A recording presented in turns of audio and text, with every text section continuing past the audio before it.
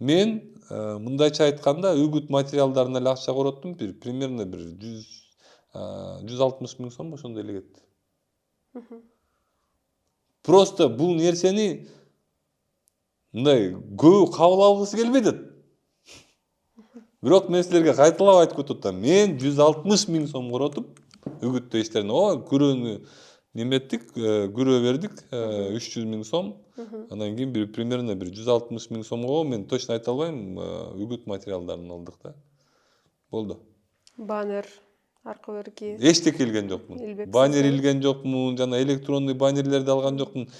Элиме чоң рахмат, элим мага айтып атты, мен сизге бекерли үйрөтүп атты. Эшигиңдин алдында бекерли баннер илип алабыз деди. Сиз просто рухсатыңызды берип коюңуз деди. Мен айттым, жөн эле дедим. Не надо дедим. Кереги жок андай нерсе. Мен алдыгы көлгө барып, кандидатурамды коюп, талапкерлигимди коюп, бул деген мисалы саясатчылар үчүн, жогорку кеңешке өтүп келе турган депутаттар үчүн, эл өкүлдөрү менен баягы гарантированный өтүш керек да алар үчүн бул мындай ойго сыйбаган нерсе да. Анткени алар ал жерде өтпөй калат. Мисалы элестетип атасызбы, бир кандидат барып туруп эле көлгө өзүнүн кандидатурасын коюп аткан. Ал өтпөй калат.